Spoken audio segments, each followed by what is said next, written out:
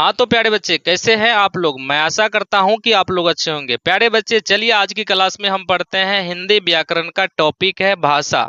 चलिए प्यारे बच्चे भाषा को बढ़िया से तरीका से पढ़ना है। भाषा किसे कहते हैं, भाषा के कितने प्रकार होते हैं, सारा चीज पर डिस्कस होगी इस वीडियो में। तो प्यारे बच्चे पूरा वीडियो को देखकर ही जाना होगा। पूरा व्याकरण आप लोग को 100% समझ में आ जाएगा, ठीक है। तो प्यारे बच्चे सबसे पहले यहाँ पे आज का जो टॉपिक है भाषा से रिलेटेड है। ये भाषा क्या होती है प्यारे बच्चे पूरा डिटेल से हम समझाऊंगा। पूरा वीडियो के लास्ट तक देखना प्यारे बच्चे। अगर समझ में आ जाएगा तो एक प्यारा सा कमेंट कर देना कि गुरुजी समझ गए। तो चलिए प्यारे बच्चे यहाँ पे समझना होगा। यहाँ का आपका हेडिंग है कि भाषा किसे कहते हैं, यानी व्याकरण का सबसे पहला समझ लीजिए कि यहाँ से आपको व्याकरण स्टार्ट होगी। यानी व्याकरण आपको सब एग्जाम में इंपॉर्टेंट है प्यारे बच्चे, सभी क्लास के लिए है। जैसा कि आपको पता है कि व्याकरण 5 से स्टार्ट होती है प्यारे बच्चे कंपटीशन तक। मतलब क्या, आप कंपटीशन एग्जाम में अगर एग्जाम देते हैं कहीं भी तो आपको व्याकरण वहां पढ़ना पड़ता है। तो चलिए सबसे पहला टॉपिक है प्यारे बच्चे भाषा किसे कहते हैं। तो यहाँ पे देखिए प्यारे बच्चे क्या लिखा है, जिसके द्वारा मनुष्य जो है प्यारे बच्चे अपने मन के भावों या विचारों को लिखकर बोलकर प्यारे बच्चे या संकेत के रूप में एक दूसरे व्यक्ति के साथ व्यक्त करता है, उसे हम भाषा कहते हैं। प्यारे बच्चे भाषा किसे कहते हैं, जिसके द्वारा मनुष्य जो है अपने मन के अंदर विचार को या भाव को लिखकर बोलकर या संकेत के रूप में एक दूसरे व्यक्ति को अगर समझा देगा, यानी कि एक दूसरे व्यक्ति के साथ प्रकट कर देगा, उसे हम क्या कहते हैं, भाषा कहते हैं। समझ में आ गया।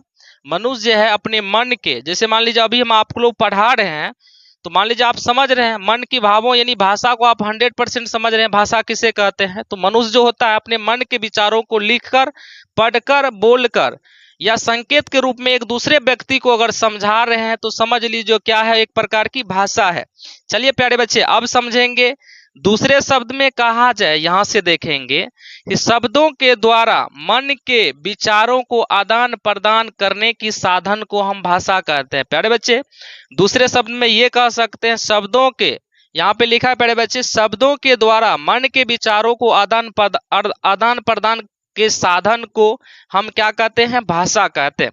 यानी कि मन में जो विचार होती है एक दूसरे को आदान प्रदान करना ही क्या कहलाती है, भाषा कहलाती है।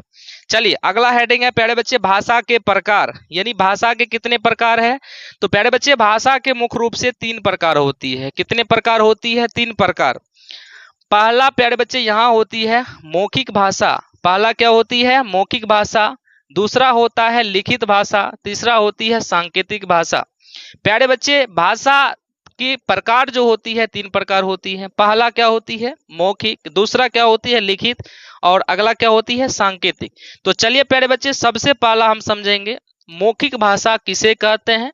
मौखिक भाषा का एक एक उदाहरण देकर आपको समझाएंगे। तो पहला टॉपिक समझेंगे मौखिक भाषा किसे कहते हैं। वीडियो पर बने रहेंगे आप लोग। तो चलिए प्यारे बच्चे अब यहाँ पे समझेंगे मौखिक भाषा किसे कहते हैं। आपका पहला हेडिंग है मौखिक भाषा किसे कहते हैं। चलिए यहाँ पे समझेंगे मौखिक भाषा को। यहाँ पे लिखा है प्यारे बच्चे जिसके द्वारा मनुष्य जो है अपने मन के भावों या विचारों को मुंह से बोलकर दूसरे व्यक्ति के साथ प्यारे बच्चे क्या करे, प्रकट करे, उसे हम मौखिक भाषा कहते हैं। प्यारे बच्चे जैसा कि आपको पता है कि मौखिक भाषा जिसके द्वारा मनुष्य जो होता है अपने मन के विचारों को भावों को एक दूसरे व्यक्ति के साथ कैसे प्रकट करेगा, मुंह से बोलकर। जैसा कि मैं आपको पढ़ा रहा हूं ना, तो मुंह से बोलकर पढ़ा रहा हूं, ठीक है।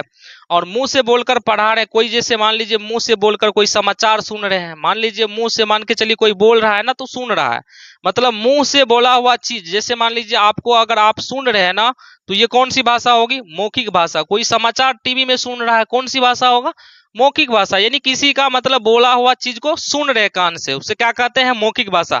जैसे मान के चलिए उदाहरण के लिए मैं बात करूं, मोहन पुस्तक पढ़ता है। तो मान लीजिए मोहन पुस्तक पढ़ता है, इसका मतलब होता है कि मोहन तो पुस्तक पढ़ता होगा, मुंह से पढ़ता होगा, मतलब पढ़ता होगा तो कोई ना कोई उसको सुनता होगा।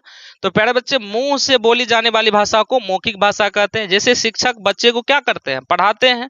जैसे मान लीजिए आपको हम पढ़ा रहे हैं तो कौन सी भाषा होगा, प्यारे बच्चे मौखिक भाषा होगा। कौन सी भाषा होगा? मौखिक भाषा होगा। चलिए, जैसे रब्बी भाषण दे रहा है, यानी रब्बी मान लीजिए स्टेज पर भाषण क्या कर रहा है? दे रहा है। तो प्यारे बच्चे कौन सा होगा? रब्बी भाषण दे रहा है, इसका मतलब है कि मौखिक भाषा है। अगला प्यारे बच्चे है सोहन गाना गा रहे हैं या गा रहा है। सोहन क्या कर रहे हैं? गाना गा रहे हैं, इसका मतलब कौन सी भाषा होगा? मौखिक भाषा। तो प्यारे बच्चे पाला हेडिंग आप लोग को 100% समझ में आ गया होगा।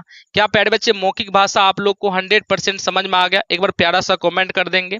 चलिए नेक्स्ट टॉपिक है प्यारे बच्चे, मौखिक के बाद होगा लिखित भाषा। ठीक है, चलिए आगे बच्चे यहाँ पे समझेंगे अब लिखित भाषा क्या होती है। लिखित भाषा, इससे पहले आप मौखिक भाषा समझ चुके हैं। चलिए अब दूसरा टॉपिक है लिखित भाषा। चलिए 2 नंबर का टॉपिक क्या होगा प्यारे बच्चे? लिखित भाषा।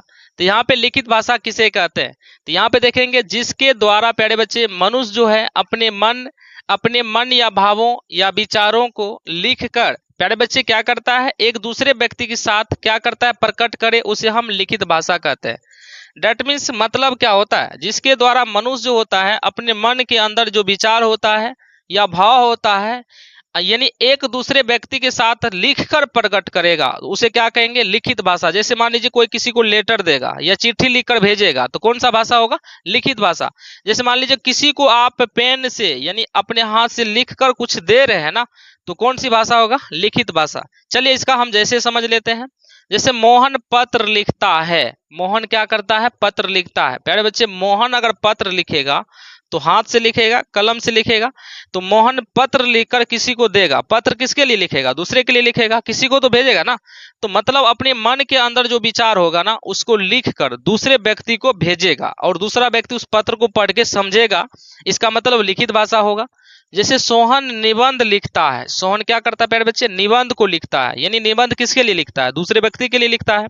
अगर मान लीजिए निबंध लिखा हुआ चीज, जैसे मान लीजिए अभी आप लोग को पढ़ा रहे हैं पीपीटी से, जैसे मान लीजिए आप लोग को पढ़ा रहे हैं तो लिखित चीज को हम पढ़ा रहे हैं, तो इसी प्रकार से होगा। निबंध अगर किसी के लिए मान लीजिए लिखा होगा, तो इसका मतलब है कि कोई इसको पढ़ेगा, लिखित लिखा हुआ चीज को पढ़ेगा, तो लिखित भाषा हो जाएगा। यहाँ पे देखो, रब्बी चिट्ठी लिखकर मोहन को भेजा। किसको भेजा? मोहन को। या आप ऐसे समझिए कि रवि के जगह कोई भी अदर पर्सन आ सकता है।